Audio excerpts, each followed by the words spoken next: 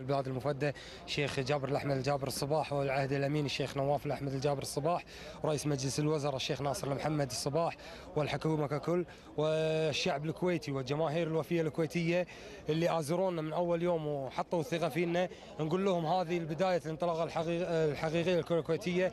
بعد يمكن آخر بطولة كانت كأس الخليج 98، نقول الوعد قدام يا أهل الكويت، وهذه هدية بسيطة منا لكم بعد رمضان وبعد العيد. الحمد لله على كل حال. يمكن اللاعبين ما قصروا وادوا مباراة كبيرة ولعبة كبيرة. يمكن ما ريحنا اليوم واحد يعني 48 ساعة، بس الحمد لله على كل حال. يعني اللاعبين ما قصروا، الجهاز الفني والاداري ما قصروا، وهذا الفوز هدية حق الشعب الكويتي وحق جمهور الكويت.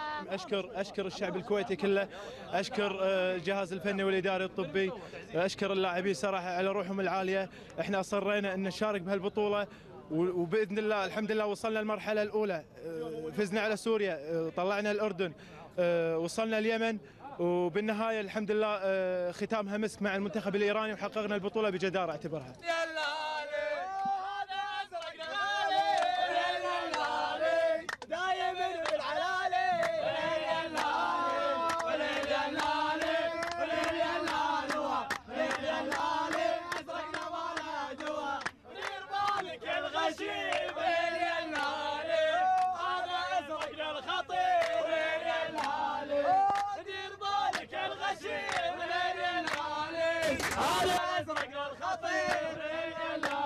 جماعة أنا بنقول كلمة حق أخونا مصطفى الآقة، نقول له استمتع مع منتخب الأزرق، مع منتخب الكويت.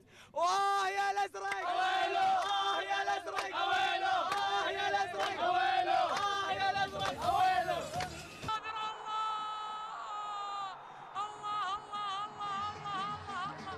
الله يا المنتخب الكويتي، الله يا ابطال الكويت، الله يا رجال الكويت، الله يا شبان الكويت، رجال والله رجال. يوسف ناصر يسجل الهدف التقدم الثاني، والمنتخب الكويتي باذن الواحد الاحد هو الناصر بهذه المباراه، هو المنتصر، عفوا هو المنتصر باذن الواحد الاحد. يوسف ناصر يسجل الهدف الثاني في هذه المباراة، ثنائية ولا أروع. الله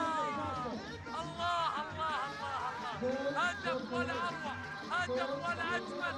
تسديدة كانت حاضرة من يوسف ناصر، والانتصار والتقدم بهدفين لمصلحة